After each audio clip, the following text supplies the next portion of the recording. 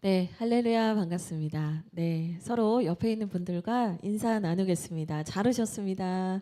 예, 잘 오셨습니다. 잘 오셨습니다. 네, 오늘 예배 시작되기 전에 402호에서 제가 이제 설교 마무리 준비를 하는데요. 402호에서 깔깔깔깔 호호호 하하 막 이런 웃음소리가 막 들리는 거예요. 너무 행복하더라고요. 우리 교회가 이제 정말 교회로서 세워지고 있구나. 예. 예전에는 목회자들이 없으면 서로 이렇게 가만히 계셨던 그런 적이 있었더랬습니다. 근데 이제 정말 우리가 교회가 되어가고 있구나. 참 하나님께 감사하다. 이런 마음이 참 많이 들었습니다. 하나님께서 이제 1월을 시작하시면서 저희 목회자 팀에게 원칙 시리즈로 이제 설교를 하게 하셨습니다. 그래서 지난주에 하나님을 기쁘시게 하는 인생의 원칙, 어떻게 살아가는 게 중요한가, 하나님의 영광을 위해서 하나님의 주도권, 하나님께 우리의 주도권을 드리면서 사는 것이 중요하다. 이제 이 말씀을 드렸고요. 이제 근데 되게 여기로 많이 치중되어 계세요. 이게 고루고루 이렇게 저희가 균형을 잡으면 좋겠습니다. 네, 테이블 때문일까요? 네, 테이블 다시 여기 놓을까요? 네, 알겠습니다. 두 번째는요, 이제 교회를 세워가는 하나님의 원칙에 대해서 저희가 이제 오늘 이 말씀을 드리려고 합니다. 하나님께서 한 사람에게만 어떤 은혜를 주시는 건 아닌 것 같아요. 개인에게만 따로따로 뭐 은혜를 주시는 게 아니라 하나님은 항상 공동체를 통해서 역사하시고 이 공동체를 통해서 하나님의 예정하신 은혜들, 예비하신 은혜들을 흘려 보내주시거든요. 그래서 개인의 어떤 신앙의 성숙과 공동체의 성숙은 언제나 항상 함께 가는 것 같아요. 그래서 어떤 분들은 이런 얘기를 하세요. 나는 신앙이 정말 성숙하고 나는 신앙이 참 깊은데 우리 교회가 그걸 못 따라와. 이렇게 얘기하시는 분들이 계세요. 여러분 이 말이 맞는 걸까요? 네. 이 말은요. 모순이 많아요. 왜냐하면 교회는 건물이라고 표현도 하지만 사실은 하나님의 부름을 받아서 모인 사람들의 모임이기 때문에 그래요. 그러니까 우리 한 사람 한 사람이 다 교회고요. 각 사람이 교회고 우리가 모여 있는 이곳이 교회예요. 그러다 보니까요. 우리 개인의 영성과 교회의 영성은요. 같이 가요. 그러니까 조금 참 냉정한 얘기지만요. 내 개인의 영성은 어디에서 드러나는가? 우리 공동체의 영성에서 드러나요. 내 개인의 신앙의 성숙은 어디에서 나타나는가? 우리 공동체의 성숙에서 나타나요. 내 신앙의 나이는 어디에서 나타나는가? 우리 공동체의 나이에서 나타나요. 우리 아이 때는요. 불편하면 울면 이제 밥을 주고 애들이 제일 먼저 배우는 말이 아멘이 아니라 아니일 때가 많고요. 싫어일 때가 많고요. 아이는 이제 내가 원하는 대로 하기를 원하죠. 근데 이제 어른이 되어 간다는 건 뭐냐면 내가 먹고 싶어도 절제하고 나눠줄 줄도 알고 다른 사람을 배려할 줄도 알고 사랑할 줄도 알고 헌신할 줄도 알고 섬길 줄도 아는 게 어른이 되어가는 거잖아요. 동일한 것 같아요. 교회도 나 좀 봐주세요, 나 좀 봐주세요, 나 좀 채워주세요 하는 교회가 있고요. 어떻게 하면 섬길까 사랑할까를 고민하는 교회가 있어요. 여러분 교회도 나이가 들어가야 되고 성숙해져 가야 합니다. 하나님께서 주하길 교회를 그렇게 성숙하게 세워가려고 준비하시는 중이라는 생각이 들어요. 저는 이제 2025년 준비하면서 하나님 우리에게 100명의 성도님들을 보내주십시오. 이 기도를 이제 기도 제목에 적으면서 선언을 했습니다. 아무도 동의를 안 하시더라고요. 근데 여러분 아세요? 저희가 50명을 두고 기도했는데 작년에 12월 31일에 저희가 37명 괜찮아요. 뭐 하민이도 저를 좋아해서 그러는 거니까 괜찮아요. 예. 오프라인으로 37명의 성도님이 오셨고 온라인으로 12분의 성도님이 계셨어요. 49분이 되신 거예요. 우리가 50명을 두고 기도했는데 그 한 명이 누굴까? 우리 은혜 자매님이 자란이를 낳으면 이제 태중의 아이를 낳으면 50명이 되긴 한다 막 이랬는데 이 아이가 1월에 태어났거든요. 도대체 50번째는 누구냐 했는데 사실은 우리 오늘 요 앞에 와 있는 자매님이 31일에 왔었어요. 그래서 제가 50번이야 여보 막 막 이랬거든요. 하나님이요, 이게 되겠나 했는데 하게 하셨어요.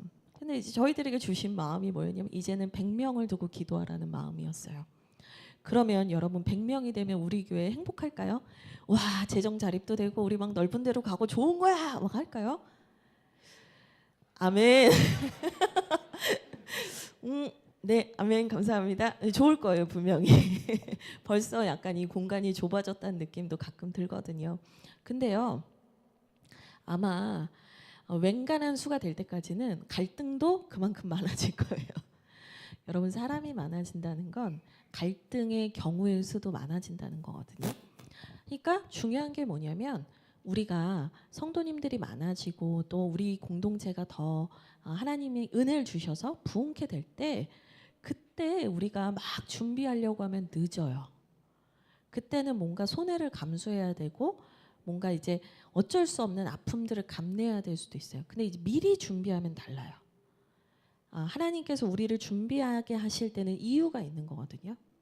근데 저에게 또 우리 최 목사님에게 준비하라는 마음을 정말 많이 주세요. 그래서 여러분, 지금 3년 차를 맞이하는 주하길 교회를 향하시는 하나님의 음성을 들으시기 바랍니다. 그리고 우리가 교회답게 세워지는 게 뭔가, 이거를 오늘 말씀을 마음에 깊이 새기셨으면 좋겠습니다. 그래서 여러분의 마음이 흔들릴 때, 또 1년이 짧다면 짧지만 길다면 길어요. 여러분이 마음이 흔들리고 마음이 속상한 순간이 올 때마다 이걸 기억하셔야 돼요. 오늘 이 말씀을 반드시 기억하셔야 돼요. 그래서 여러분들이 하나님께서 예비하신 은혜를 마음껏 누리시는 그 은혜의 자리로 나아가시기를 주님의 이름으로 축복드립니다. 아멘. 네, 오늘 본문 말씀 우리 같이 읽도록 하겠습니다. 21절부터 25절까지의 말씀입니다. 사무엘상 30장 21절에서 25절. 저와 여러분이 교독하시고 마지막 절 합독하도록 하겠습니다. 다윗이 전에 피곤하여 능히 자기를 따르지 못함으로 부솔 시내에 머물게 한 200명에게 오매 그들이 다윗과 그와 함께한 백성을 영접하러 나오는지라. 다윗이 그 백성에게 이르러 문안하매 다윗과 함께 갔던 자들 가운데 약한 자와 불량배들이 다 이르되 그들이 우리와 함께 가지 아니하였은즉 우리가 도로 찾은 물건은 무엇이든지 그들에게 주지 말고 각자의 처자만 데리고 떠나가게 하라 하는지라. 다윗이 이르되 나의 형제들아, 여호와께서 우리를 보호하시고 우리를 치러 온 그 군대를 우리 손에 넘기셨은즉 그가 우리에게 주신 것을 너희가 이같이 못하리라. 이 일에 누가 너희에게 듣겠느냐? 전장에 내려갔던 자의 분깃이나 소유물 곁에 머물렀던 자의 분깃이 동일할지니 같이 분배할 것이니라 하고. 그 날부터 다윗이 이것으로 함께 읽겠습니다. 시작. 그 날부터 다윗이 이것으로 이스라엘의 율례와 규례를 삼았더니 오늘까지 이르니라. 아멘. 오늘 이 본문, 이 말씀은요, 사무엘상 30장에 위치해 있어요. 이제 사무엘 하루 넘어가면 이 도망자로 살았던 다윗이 왕이 되는 이야기가 펼쳐지거든요. 그러니까 사무엘상 30장까지 왔다. 31장이 끝인데 30장까지 왔다는 건 뭐냐면 다윗이 이제는 왕이 될 때가 거의 다 됐을 때쯤이었다라는 얘기예요. 다윗이 도망자의 신세가 아니라 이제는 이스라엘을 이끌 왕이 되어가는 그 시기였다. 물론 이제 다윗은 몰랐겠죠. 그때였는지. 그런데 하나님께서 보시기에는 그때가 무르익었을 때 어떤 한 사건이 있었다는 거예요. 어떤 사건인가 보니까 이 다윗이 백성들과 함께 갈등을 겪고 있는 상황이 일어나요. 어떤 갈등인가? 21절과 22절을 보니까 다윗을 따랐던 사람과 다윗을 따르지 않았던 사람들 사이에 이 문제가 있다라는 걸 알 수 있어요. 근데 사실 21절과 22절만으로는 전체 상황을 다 알 수가 없어서 제가 30장 앞부분에 있는 내용을 좀 더 설명을 드리면요. 이 다윗이 이제 사울의 뭐랄까요, 시기와 질투를 피해서 이제 도망자 신세가 됐었잖아요. 근데 이제 그때 이 다윗에게로 사람들이 몰려오기 시작해요. 사무엘상 22장 1절과 2절을 보면 읽진 않겠습니다. 이 아둘람 굴이라는 곳으로 다윗에게 사람들이 막 몰려오는 거예요. 사실 다윗도 도망 다니는 사람이기 때문에 사람이 많으면 많을수록 어때요? 눈에 띄죠. 이 부담스러운 상황이에요. 그런데 자꾸 다윗한테 사람들이 몰려왔어요. 이 아둘람 굴에 자꾸 사람들이 모여서 얼마나 모였냐면 400여 명이 모이게 된 거예요. 그래서 이제 이거를 뭐라고 하냐면 다윗이 왕이 되기 전에 이끌었던 아둘람 공동체라고 얘기를 해요. 이 아둘람 공동체에 어떤 사람들이 왔냐? 학력이 좋은 사람, 잘난 사람, 부자인 사람 막 이런 사람들이 온 게 아니라요. 마음이 상한 사람, 빛이 많은 사람, 억울한 사람, 원통한 사람, 연약한 사람들이 몰려와요. 그러니까 사울왕을 중심으로 있었던 공동체가 어떤 공동체였냐를 잘 보여주는 거예요. 사람들이 메이저에 갈 수 없는 사람들이 외곽을 떠돌면서 아웃사이더가 되다가 결국엔 다윗에게 왔다는 거예요. 이 사울의 공동체는 정반대였던 거예요. 잘난 사람을 중심으로 구성된 공동체였을 확률이 커요. 그러니까 이 사람들이 몰려와요. 근데 나도 도망자 신세고 나도 너무 힘든데 자꾸 마음 상하고 힘든 사람이 오네요. 여러분 그러면 서로 위로해주면서 격려해주면서 잘 살았을까요? 아닐 거예요. 너만 아프냐? 나도 아프다. 그러면서 막 갈등도 있었을 거고요. 서로 막 가시를 들이대면서 다투고 힘든 일들이 많았을 거예요. 근데 너무 감사하게 하나님께서 이 아둘람 공동체를 그래도 잘 세워가 주세요. 다듬어가 주세요. 그래서 이 400여 명이 모였던 아둘람 공동체가 600여 명까지 성장을 하는데 이 600명이 어떤 수냐면 전체 공동체의 수가 아니라 용사의 수만 600인 거예요. 그러니까 얼마나 그 규모가 커졌는지 아시겠죠? 그러니까 이제 사울 왕은 계속 쫓아다니는데 이제 너무 규모가 커지니까 도저히 숨을 수가 없어서 어디로 망명을 하냐면 블레셋 땅으로 망명을 하게 돼요. 제가 예전에 한번 설명드렸는데 블레셋은 이스라엘의 오래된 원수다 말씀을 드렸어요. 그러니까 오래된 원수의 땅으로 갈 정도로 이 규모가 커진 거예요. 그래서 그곳에서 블레셋 왕한테 잘 보여가지고 내 원수한테 잘 보여요. 그 원수가 보기에도 다윗이 참 정직하고 바랐던 거예요. 그래서 이 시글락이라는 성을 받아서 거기에서 이제 살고 있었거든요. 근데 이 다윗과 용사들이 자리를 비운 때에 아말렉이라는 지파가 쳐들어온 겁니다. 그래서 이 다윗이 케어하고 있는 이 공동체 아녀자들과 자녀들을 다 포로로 끌고 가고 모든 재산을 약탈해요. 난리가 난 거예요, 난리가.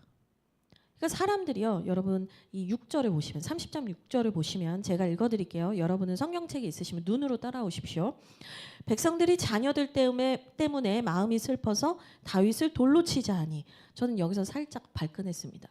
왜 아내 걱정은 안 하는 거야? 그러면서 다윗이 크게 다급하였으나 그의 하나님 여호와를 힘입고 용기를 얻었다.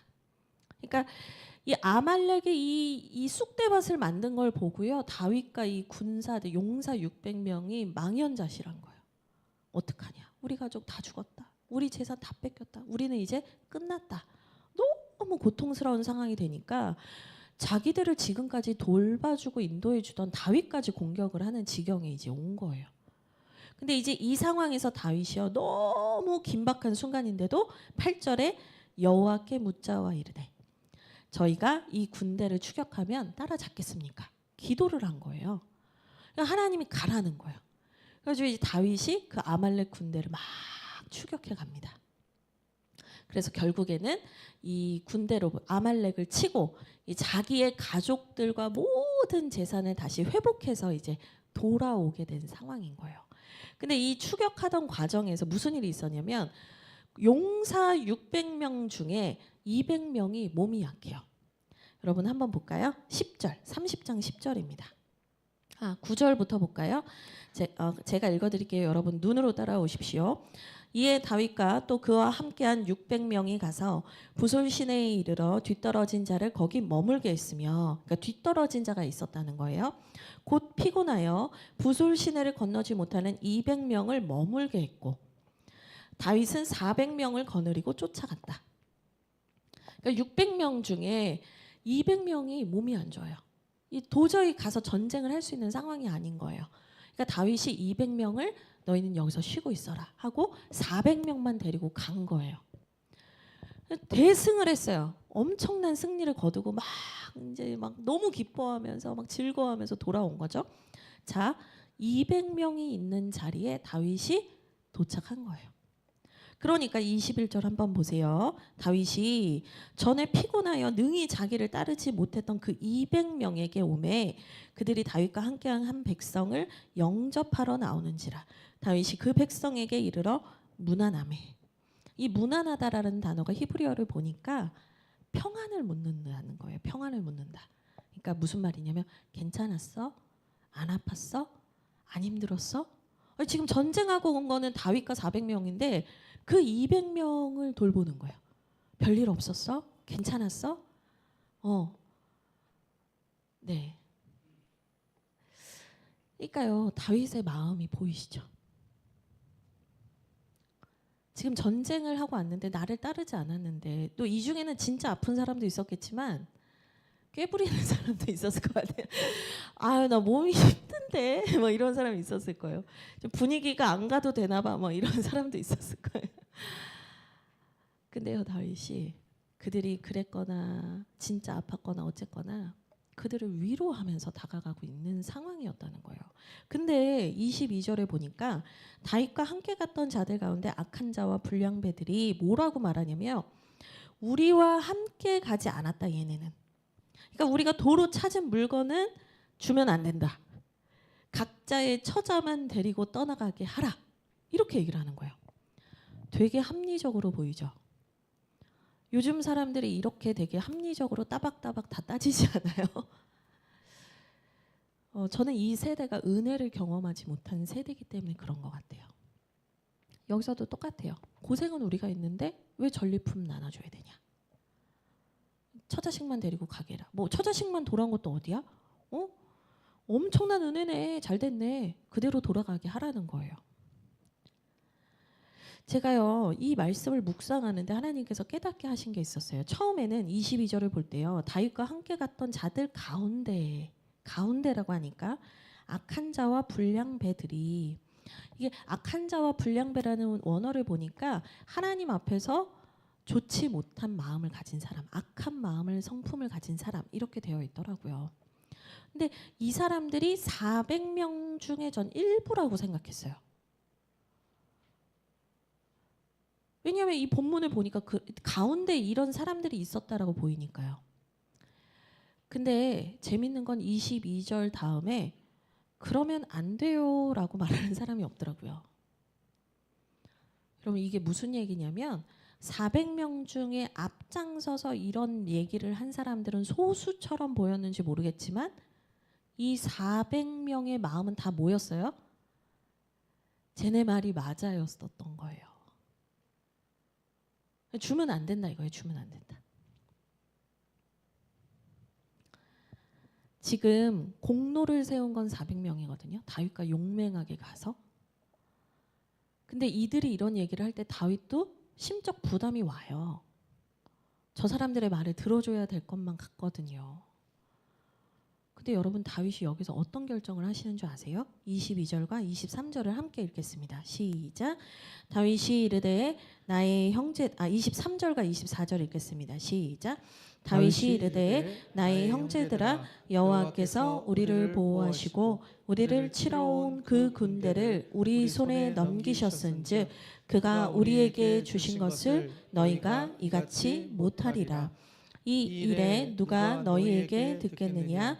전장에 내려갔던 자의 분깃이나 소유물 곁에 머물렀던 자의 분깃이 동일할지니 같이 분배할 것이니라 하고. 아멘.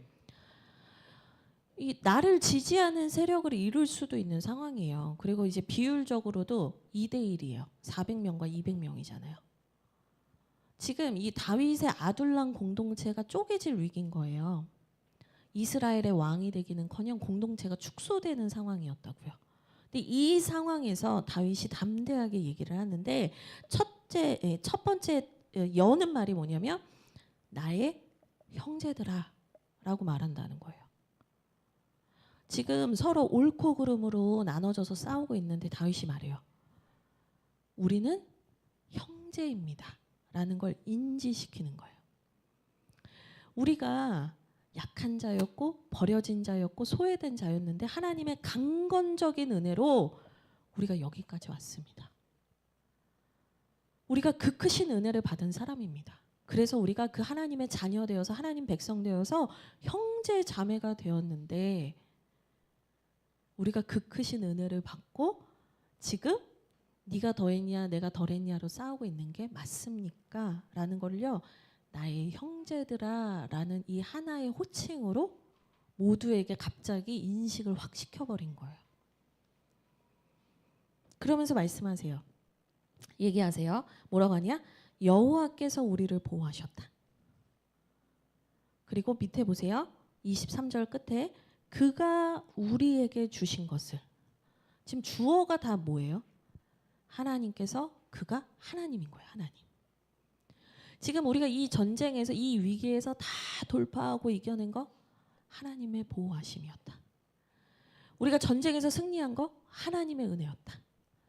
우리가 잃어버린 것보다 더 많은 것을 얻어온 거 하나님의 은혜였다. 하나님 주신 거다.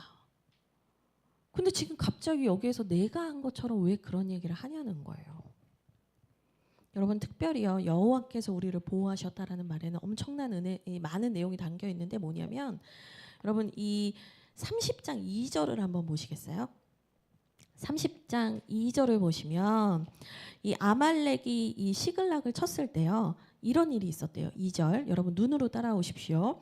거기에 있는 젊거나 늙은 여인들은 한 사람도 죽이지 아니하고 다 사로잡아 끌고 자기의 길을 갔더라. 그러니까 아말렉이 쳐들어왔을 때 사람들을 아무도 안 죽였다는 얘기를 성경은 굳이 하고 있어요. 이게 무슨 얘기냐면 아말렉은요. 이 고대 사회에서 이런 표현이 적절할 것 같은데 양아치 중에 양아치예요. 예, 출애굽기 17장을 보면은요. 이 하나님을 대적했던 민족이 아말렉이고 이들이 뒤에 따라오고 있던 출애굽한 백성들이 뒤에 따라올 때 연약한 사람들이 뒤쪽에 있을 거 아니에요. 그 뒤부터 쳤던 아주 야비한 민족이에요. 그래서 하나님께서 17장 출애굽기 17장을 보면 아말렉은 영원히 나의 적이다.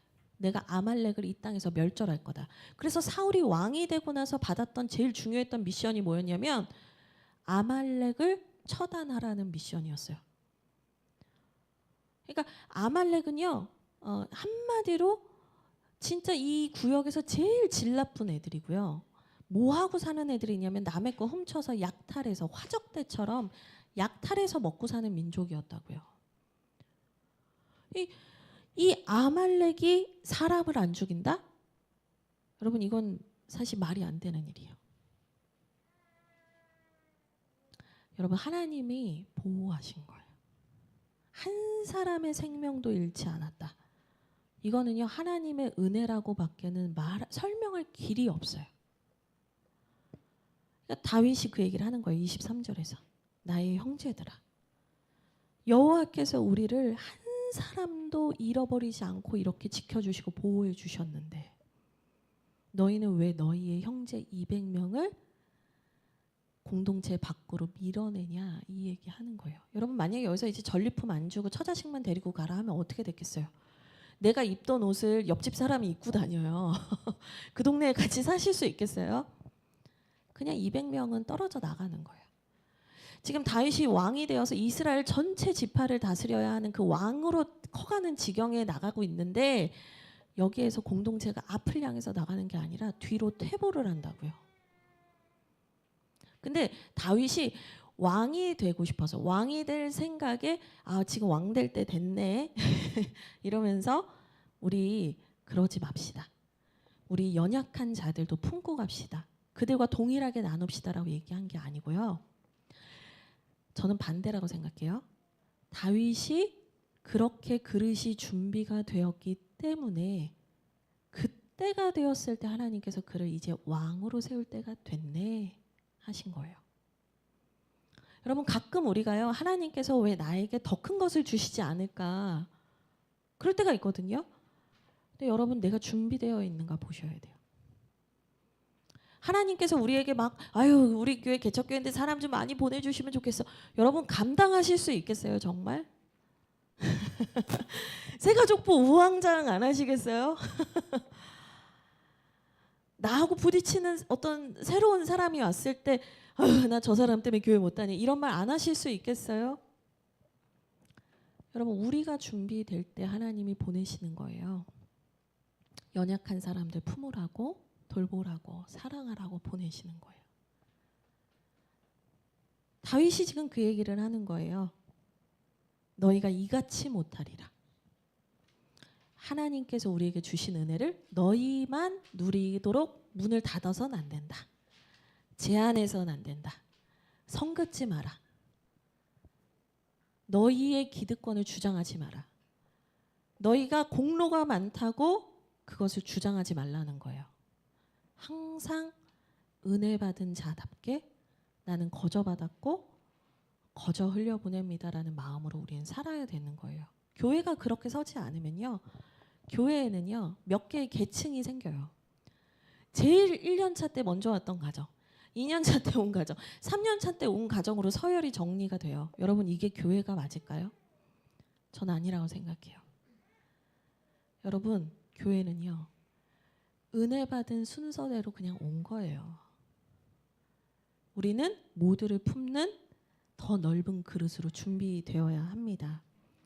그래서 24절에 같이 분배하라 이렇게 얘기를 한 것이죠. 그리고 나서 25절입니다. 같이 읽겠습니다. 어떻게 됐을까? 25절은 이렇게 기록합니다. 같이 읽겠습니다. 시작. 그날부터 다윗이 이것으로 이스라엘의 율례와 규례를 삼았더니 오늘까지 이르니라. 아멘. 그러니까 그 날부터 오늘까지 이게 뭘 의미하는 걸까? 그러니까 이게 사실은 이게 다윗이 왕 된 다음에 기록했을 거예요. 도망 다니는데 이걸 어떻게 기록했겠어요?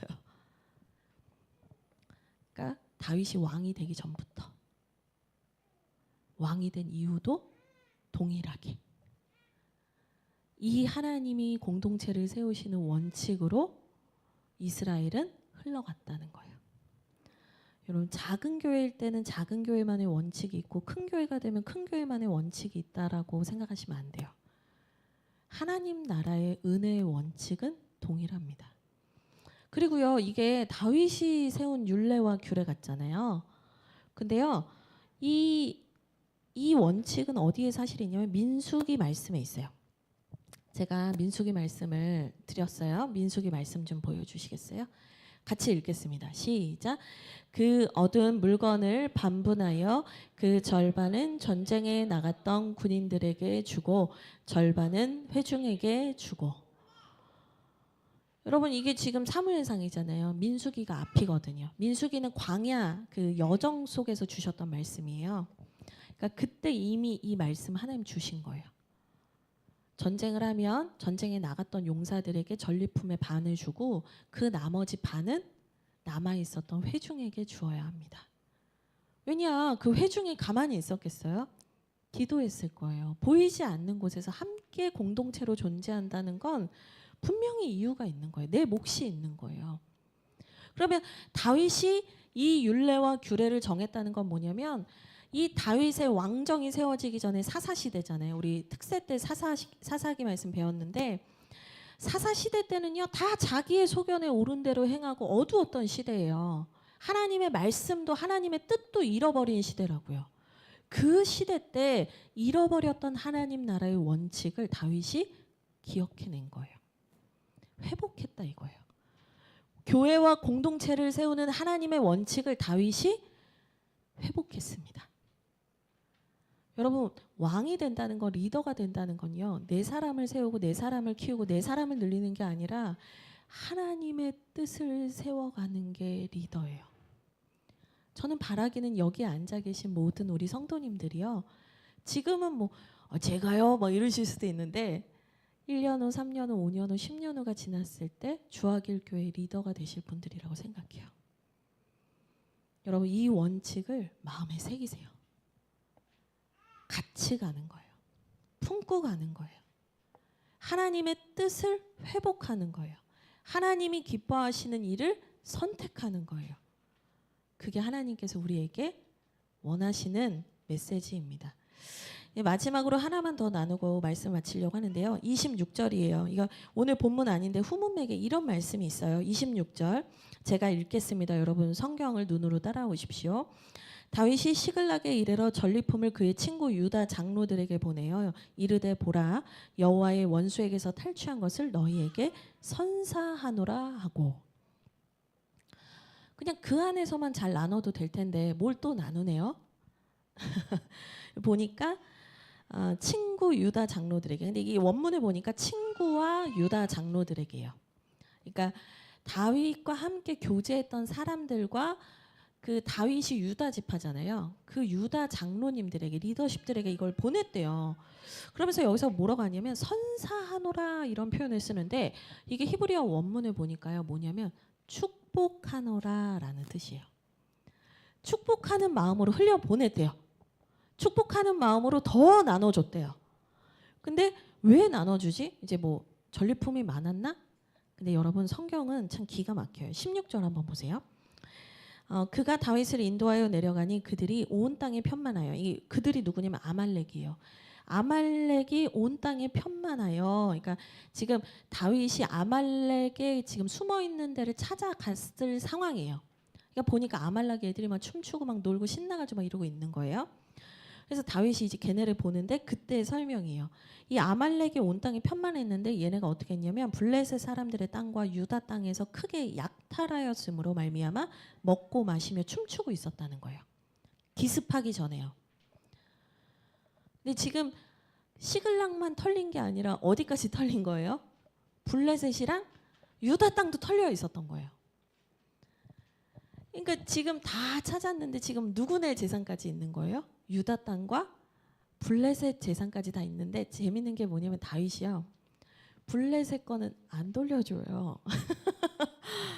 근데요. 내 형제 유다 거는 다 지금 돌려보내고 있는 거예요. 내 형제의 것으로 내가 잔치하지 않겠다는 거예요. 다 보내요. 그래서 27절부터 31절까지 어디에 보냈는지까지 다 나와 있는 거예요. 근데 31절이 중요해요. 헤브론에 있는 자에게와 다윗과 그의 사람들이 왕래하던 모든 곳에 보냈다. 근데 이제 헤브론에 보냈다라는 게 중요해요. 헤브론. 왠지 아세요, 여러분? 이 31장에 이제 사울 왕이 블레셋과의 전투에서 죽거든요. 왕이 없는 상태가 된 거예요. 근데요. 사무엘 하 5장 5절을 한번 보시면요. 5장 3절부터 보시겠어요? 5장 3절에 보시면 무슨 얘기가 있냐면 이스라엘의 왕이 없어졌는데 헤브론에 있는 사람들이 장로들이 나와서 다윗을 이스라엘의 왕으로 삼았다라는 말이 나와요. 근데 이제 헤브론에서만 이제 우선 왕이 된 거예요. 왜냐하면 밑에를 보시면 5절이에요. 헤브론에서 7년 6개월 동안 유다를 다스렸고 예루살렘에서 33년 동안 온 이스라엘과 유다를 다스렸다. 그러니까 이스라엘의 왕으로서 섬긴 게 다윗이 총 40년인데 7년 반은 헤브론에서 남쪽에 있는 유다 지파를 중심으로 다스렸고요. 33년은 12지파 전체를 다 다스리는 왕이 되거든요. 그러니까 처음부터 12지파를 다 다스리는 왕이 된 게 아니에요. 하나님은 항상 단계적으로 움직이세요. 이 사람의 그릇이 준비될 때 이 사람을 세우시는 거지 이 사람의 그릇이 안 됐는데 세우시지 않아요. 근데 중요한 건 뭐예요? 처음 7년 동안 왕으로 추대를 받았던 곳이 어디예요? 헤브론이에요. 헤브론. 헤브론 사람들은 아는 거예요. 당신은 우리의 왕이 될 자격이 있습니다. 다윗이 이 모든 플랜을 알고서 한 게 아니고요. 하나님의 은혜 가운데 다윗이 큰 은혜를 받고 정말 내가 죽을 수밖에 없는 자인데 하나님 날 이렇게 사랑해 주셨어. 날 이렇게 구원해 주셨어. 그 은혜를 받은 자로서 마음을 넓혀간 거예요. 그러니까 하나님이 이제는 어떻게 해요? 네가 다른 사람 더 살려라. 그리고 하나님이 그들의 그릇을 넓히셔서 더 많은 사람을 살리는 자리로 옮기셨다. 여러분 이제 말씀을 정리하려고 합니다. 여러분 주하길 교회가 이제 3년 차를 맞았습니다. 교회를 세워가는 원칙 하나님은요. 약한 자를 대하는 걸 보면 이 공동체의 영성이 무엇인지 알아요. 내가 싫어하는 사람을 대하는 모습을 볼 때 우리의 영성은 고스란히 드러나요. 여러분 사랑하시면 좋겠어요. 섬기시면 좋겠어요. 기꺼이 낮아지시면 좋겠고 배려하고 헌신하셨으면 좋겠어요. 여러분 내 영성은 여기에 있는데 교회는 저기야. 절대 그런 거 없어요, 여러분. 우리 교회의 영성은 우리의 총합이에요. 우리가 사람을 세우고 섬기고 다른 사람들을 생명의 길로 인도하고 더 나아가서는 정말 값없이 주어지는 하나님의 은혜가 뭔지를 우리의 삶으로 보여주는 그런 공동체가 됐으면 좋겠습니다. 여러분 주하길 교회 그런 교회가 되면 좋겠습니다. 우리가 함께 기도하고 함께 나아가면 좋겠습니다. 우리 함께 기도하겠습니다. 먼저 기도할 때 여러분 우리가 위기의 순간에요. 우리의 민낯이 나올 때가 많은 것 같아요. 내가 왜 더 섬겨야 되지? 내가 이런 상황인데 내가 왜 사람들을 사랑해야 되지? 우리의 마음 가운데 계속해서 은혜 받기 전에 어떤 습관들과 모습들이 튀어나올 때가 있어요. 그런데 여러분 기억하셔야 됩니다. 우리는요 정말 아무리 내가 훌륭한 일을 많이 해도 갚을 수 없는 은혜를 받은 자들이라는 거예요. 우린 놀라운 하나님의 은혜를 받았습니다. 내가 그 은혜 받은 자라는 걸 까먹을 때, 잊어버릴 때 자꾸 우리는요 남하고 옳고 그름 따지고 싸우게 돼요. 하나님, 우리에게 놀라운 그 하나님의 사랑 감격 회복하여 주시고 다시 충만히 채워주시고 부어주십시오. 우리 이것을 위해서 함께 기도하겠습니다. 하나님 감사합니다. 2025년에